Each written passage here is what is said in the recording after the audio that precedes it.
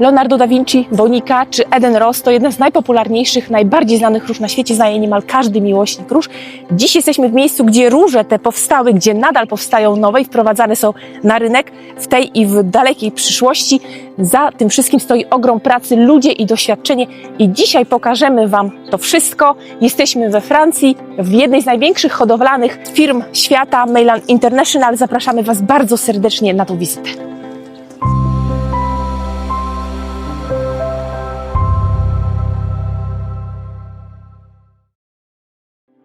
Historia firmy Meilland zaczęła się jeszcze w XIX wieku w okolicach Lyonu i przez kolejne pokolenia była rozwijana przez rodzinę, która poświęciła życie tworzeniu nowych odmian róż. To właśnie tutaj powstała m.in. legendarna róża Pis, jedna z najbardziej znanych róż w historii, później posadzona w milionach ogrodów na całym świecie. Dziś centrum hodowlane Meilland to miejsce, gdzie każdego roku prowadzone są tysiące krzyżowań i ręcznych zapyleń.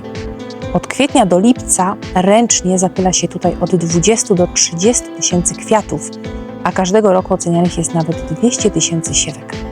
Tylko niewielka część z nich przechodzi wieloletnią selekcję i trafia później do sprzedaży. Proces tworzenia nowej róży ogrodowej trwa zazwyczaj od 8 do 10 lat i obejmuje testy prowadzone w różnych warunkach klimatycznych na całym świecie.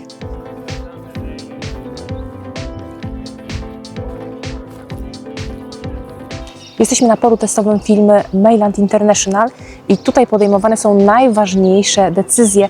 Jak widzicie za mną, całe zgromadzenie, a są to wszyscy przedstawiciele firmy Meilland International na cały świat, bo mamy dzisiaj tutaj przedstawicieli Indonezji, Chin, Stanów Zjednoczonych, przedstawicieli wielu krajów europejskich, bo są oczywiście Niemcy, Polska, jest Holandia i Niderlandy, jest Francja, jest Hiszpania, a więc naprawdę dzisiaj mamy zgromadzenie, zapomniałabym, jest oczywiście jeszcze Afryka, a więc Kenia i dzisiaj podejmowane są najważniejsze decyzje. Oceniane są przez to międzynarodowe gremium wszystkie odmiany róż, nowości, które mają zostać w kolejnych latach wprowadzone na rynek. Jest to niesamowicie trudna ocena, bo róże te muszą Wam się podobać, muszą być dla Was i atrakcyjne, i kolorystycznie, i pod względem oczywiście zdrowotności, tego jak będą się zachowywały w zimie. Miejmy na uwadze nasze ostatnie zimy, które były dość łagodne, ale zdarzyła się przecież bardzo ostra zima ostatnio, więc te wszystkie cechy są przedstawiane przez hodowców właśnie tejże firmy i tutaj podejmowane są decyzje, co warto wprowadzić. Zdecydowanie ma więcej plusów niż minusów, dlatego to niesamowicie ważne spotkanie odbywa się już od samego rana, bo całe tutaj zgromadzenie ma miejsce i spotkanie jest podzielone na kilka dni, ale to, co najistotniejsze, startuje od samego rana, bo wiadomo, zajmuje to bardzo dużo czasu, a to są naprawdę najważniejsze decyzje.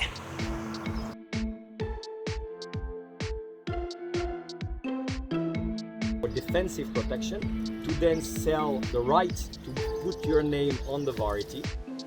Bardzo wyraźnie widać też, jak mocno zmienia się dziś rynek róż.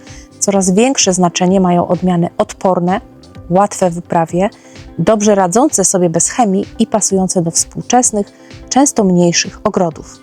Meilland bardzo mocno inwestuje również w marketing i rozwój marki. Ich odmiany są chronione w ponad 40 krajach, a firma współpracuje z partnerami i zespołami na całym świecie. Hi everyone, I'm Olivia from the marketing team of Meilland. The most difficult thing to put in the market, it depends on what we want to push. You have a lot of different consumers. Some they want to have big flower with a strong scent, for example. It's very important for them. And some they have just a little place in their balcony, for example. So maybe they need just a little plant. As a marketing team, we act after the research team. They select the variety and us, we are trying to push the variety on the market by knowing what people want to have, by knowing what garden center want to have, and also by knowing what growers want to have in their field or in their greenhouses. It's a very great work, I think, because we have to be able to have a full range of the variety for every client. I właśnie to jest dziś bardzo ciekawe. Nowoczesna hodowla róż to już nie tylko tworzenie nowych odmian, ale również zrozumienie rynku, klientów i zmieniających się trendów. Za każdą nową odmianą stoją nie miesiące, ale często całe lata selekcji, testów i obserwacji.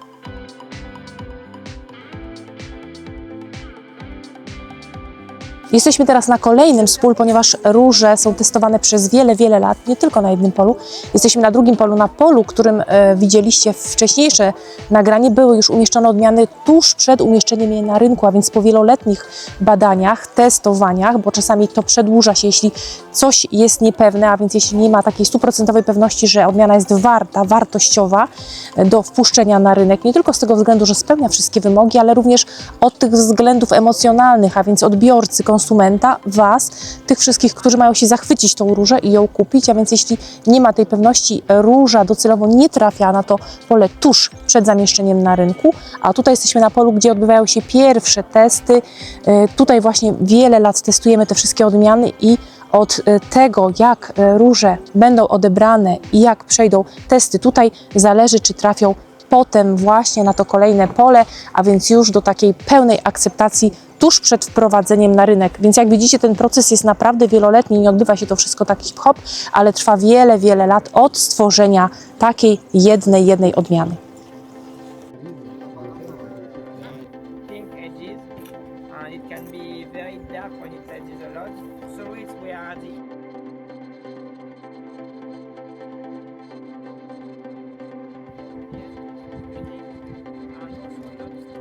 But we don't have nothing like this, so the market asks for some mini climbing, so maybe it will be interesting. They don't like pastel? Or they prefer pastel or? In Italy there's two kind of color, luminous, cioè very strong color, or something that give you, the passion, something that take the heart. So maybe the pastel, the peach with something, yes, could be nice. But not cream, not pale yellow, this kind of color. Soprattutto mega rosso? Rosso, colore intenso, quindi, o se no, che dà passione. Quindi un rosa magari che ha delle sfumature, c'è qualcosa che deve battere il cuore. The famous variety from Meilland in Italy? There's a lot. For climbing is Pierre de Ronsard, Eden Rose. Yeah. For big flower is Papa Meilland for the parfum. For the landscape rose is La Sevillana for the color, for example. It's very famous and also in Poland, I think. La Sevillana? Yeah, La Sevillana. But It's I think is one of the best red Meilland ever make. One of the best luminous red. It's really red geranium. Yeah.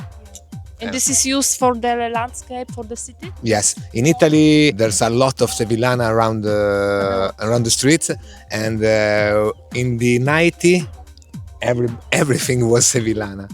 Now with knockout is not the same color, but more flower, more resistance, so they start to replace. But Sevillana is still strong.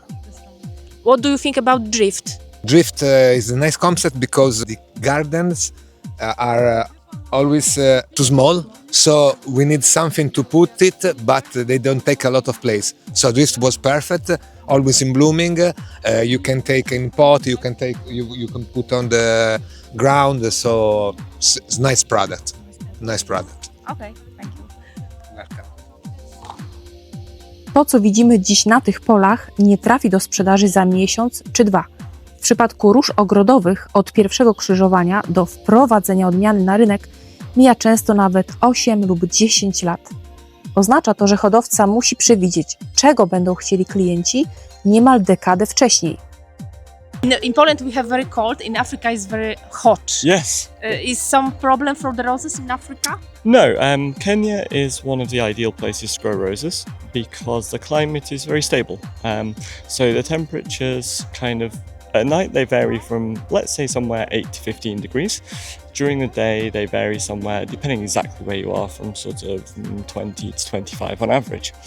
So because we are right on the equator, and obviously kind of slightly before and after the equator, then the days are very stable. The day length only varies by about 30 minutes across the entire year, depending exactly where you are again. And so we have 365 days of growing. So But the rain and water.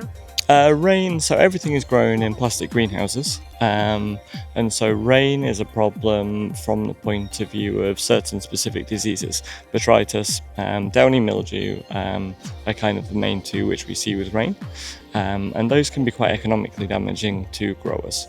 And so downy mildew in particular, once it's there, it can arrive overnight. And so it can be quite damaging. Botrytis is more pervasive. It just tends to be there, and then it tends to flare up with the kind of humidity and moisture that comes. And even during the rains, the temperatures stay sort of, let's say, relatively stable. So it doesn't get super cold, but things do slow down, and things kind of speed up when it's warmer and slow down when it's cooler. Yeah. That's why roses are grown in Kenya, and why they've been grown in Kenya for such a long time.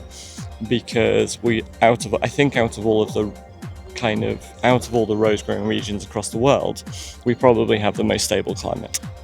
It's very different for our climate. Yes. It's very... Yeah. Okay, thank you very much. Yeah, of course. Yeah. Patrząc na te pola, na których wszystkie te róże są okulizowane, łatwo odnieść wrażenie, że każda z tych róż ma szansę trafić na rynek. W rzeczywistości zdecydowana większość zostanie odrzucona. Do sprzedaży trafia tylko niewielki procent testowanych selekcji. So the health is very important in Indonesia. Yeah, of course. Yeah. Or is the first step? The first step. The first step. Because we of course, it's really technical. So you need to have a greenhouse. You need to have a certain altitude. Exactly. I think most of the standard specification for cut flower, it's fixed. And after Indonesia, for example, we have 2,500 altitude, but the problem is the mountain, so it's not flat.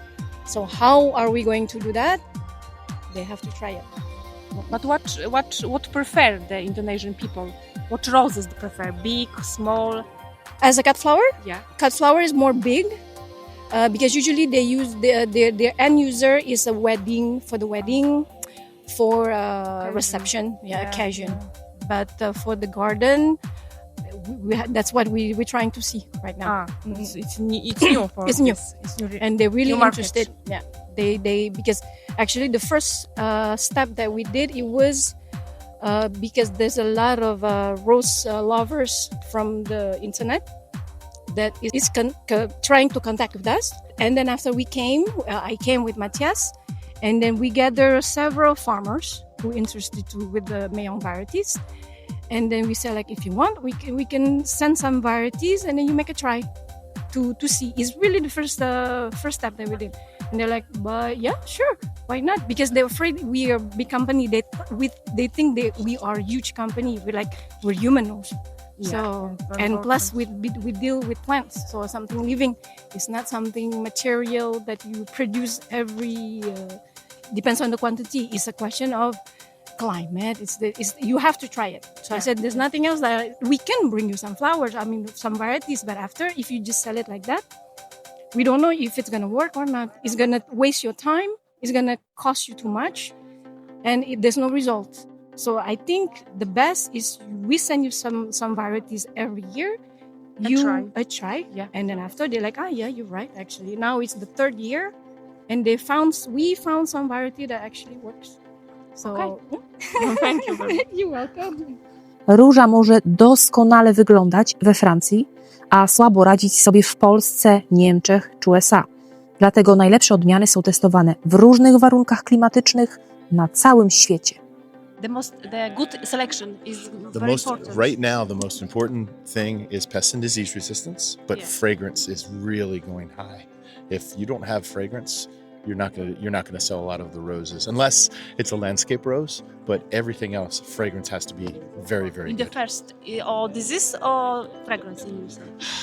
The most. Disease resistance. Yeah, because most of the rose growers in the States don't want to spray. So if you can get something that, even if it gets a little bit of black spot, which is our biggest issue, they can live with that. But if it kills the plant, obviously they're not going to do it. But they don't want to spray. Nobody wants to spray. So what is the more differences on the Europe market and USA? Oh, that's a good question. I think in the United States, we have set the bar very high with landscape roses, the knockout roses, and the drift roses. So people have bought those roses. Now they want to move to something that has fragrance or they can cut. So I think the biggest difference is that we have a lot more landscape roses. In Europe, I think you guys have a lot more hybrid teas, flora abundance.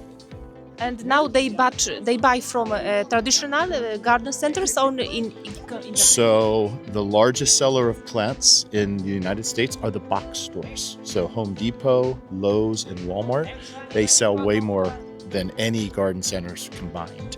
Garden centers are actually dying. The owners get to an age of retirement and nobody wants to take on the business. So a lot of independent garden centers are very much shrinking. So the box stores are really what are driving the numbers. the roses are still important for USA? Oh, very much so. Yes, very much. Yes. Yeah. Okay, yes. thank you. You're welcome. Dawniej wystarczyło stworzyć dobrą różę. Dziś to dopiero początek. Trzeba jeszcze nadać jej nazwę, zbudować historię, chronić prawa hodowlane i wprowadzić ją na rynek w wielu krajach jednocześnie. Why the Holland nursery are the best on the world? That's One of the best, yeah. that's a good question. We try to make the best selection, which fits and adapt to the market, and that's very important to see and to have the focus on the consumer. Where do you want to sell the plants, and that translate backwards to our nursery. That's how we make the choices what we do. And nowadays it's very important to do it in a sustainable way. That's something which gives us the power, but also the focus to search here in the field and to make the choices what's the best for us. It's very difficult to put and sell new varieties. That's very hard. And what I want to say, I was a little bit lost, to give the right information to the consumer on the end. That you search on internet, when you search for a nice rose, that you can find the right rose. And that's something we have to do all together. If we try to have the best varieties, we also have to bring it into the internet in the right way. So tell the story. What's the height? What's the hardiness? What's the fragrance? All this kind of thing, what they can expect. With roses, we can let everybody connect to flowering plants, how nice they are, what they can bring to us. And that's something we want to do. Yeah. Yeah, thank you. Thank you very much. You're welcome. In this place we have a lot of flags. Why? Yes. Well, because we have agency in 62 countries in the world.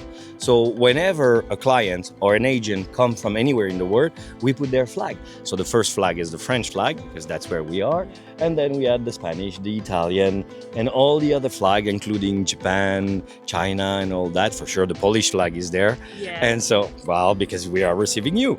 And so because Meilland is international, we always put the flag of people because it's a little bit their home also. So we like to say, well, today, this place is also your place. And that's your flag that's following the place. Yeah, thank you. It's very nice for us. Well, it's normal. I mean, we are European, and we enjoy all our European friends. We are French also. And when somebody welcomes us in a country, we always enjoy to have the French flag flying somewhere. So we are happy. And we want to give the same to the people that we receive here. Well, seeing your flag is a little bit of home inside a small place in Provence. So it's really good.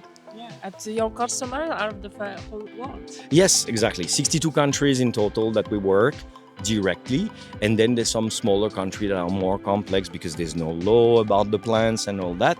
We still work with them, but sometimes it's a little bit more complicated to work with them because it's a small market. So 62 countries. I understand it. Thank you. Popołudniowy program wygląda troszkę inaczej. Przenieśliśmy się już z pola, gdzie upały francuskie dawały dzisiaj troszkę we znaki, ale prace trwają dalej. Teraz oceniamy te wszystkie odmiany, które będą wprowadzane na rynek. Zapoznajemy się z tym programem na najbliższe lata, ale również z planami na lata kolejne. Bardzo ważną również oceną jest zapach. Mieliśmy teraz okazję wąchać, oceniać, doceniać całość tego zapachu, a więc na jakim poziomie jest dany zapach, jak jest mocny, jakie nuty zawiera, czy są to nuty świeże, cytrusowe, różane. No tutaj już jest naprawdę burza mózgów, bo każdy wypowiada się to, co czuje i co jest dla niego jakby najważniejsze, a więc prace dalej trwają i naprawdę wyłaniane są takie najlepsze z najlepszych odmian na kolejne lata.